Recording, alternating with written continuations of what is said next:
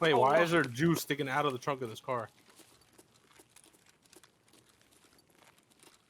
What about There's command? definitely a Just gold left spawn us? down there. 100%. Why Yo. wouldn't That's where there the be? kettle was. Holy shit. Oh, that's, Don't even say it, that's bro. Don't cute. jinx it. Don't jinx it that the map looks good and that it runs well. Because next week we're gonna get a patch, and this shit gonna run like fucking, I don't know, Warframe 2000. He gotta get his. Warframe He gotta get his 2000. screenshot for his. Yep. For YouTube the video. thumbnail. For the For his thumbnail. booty pics. Now with wipe and everything going on, I wanted to talk about one of my favorite things and make a short little video on it, but the Ground Zero map is probably one of my favorite things for this wipe, and I've been having so much fun with it. The fact that they put a bunch of beginner quests and stuff for everybody to get started, learn a map together, and it forces everybody to go on the same map and kind of fight each other to level up and do all their quest lines and everything and learn the beginning parts of the game, but also learn the painful parts of the game. It's great. The map runs great, it looks beautiful, and the quests are separated enough that you have to visit each individual area in order to complete all your beginning quest lines before going into other more bigger maps. It is a pretty small map. It's not as small as Factory, but it's big enough to have a bunch of PvP, and the FPS and the optimization for it are amazing so far. The map runs great. It basically is skyscrapers everywhere, interiors that you can go in, parking lots, you can go onto the second, third, fourth floors of buildings, and the map still runs amazing.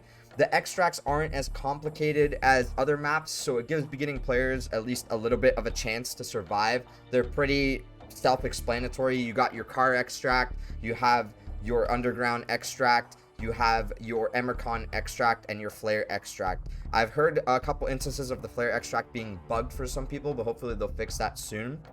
And originally with the map being released, it was capped to level 20, and then after level 20 you weren't able to play it. But introducing the new Tarkov TV that Nikita just did, he said that there will be 2 instances of the map.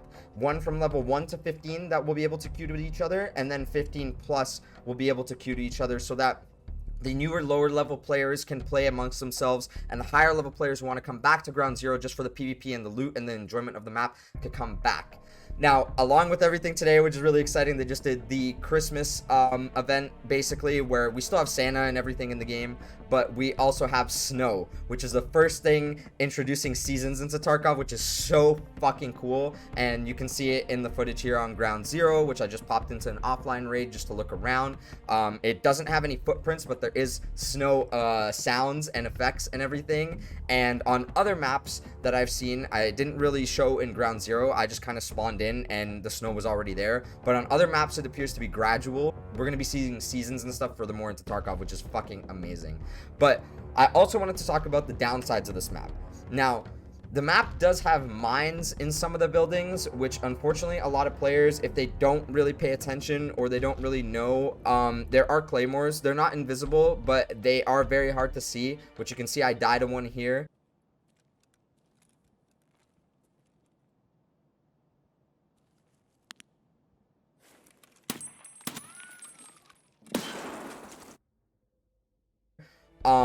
You can't shoot them or disable them as of yet. They just instantly kill you, and until you learn where they are or you die by them learning that way, there's not really a way to know exactly where they are. But there are areas on the walls on the map that are graffitied and will basically tell you that there's no loot, there's no point of going here, and if you keep going and don't listen to them, then there's most likely going to be mines that kill you.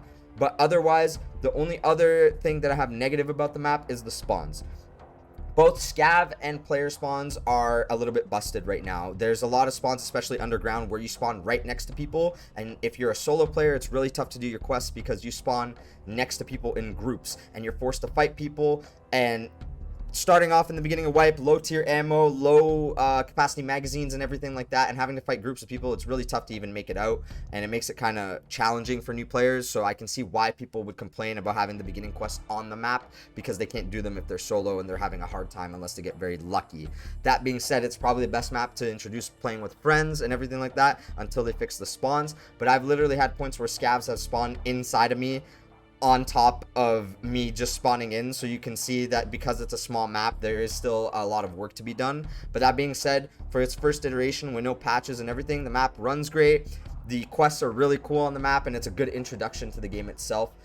So I'm really excited to see more, and I just want to give my thoughts on the map and everything like that. And I'll be streaming the rest of Wipe and going for Kappa, and we'll see all the other changes pretty soon, and I'll be making some other videos. So I appreciate you watching, and I'll catch you next time.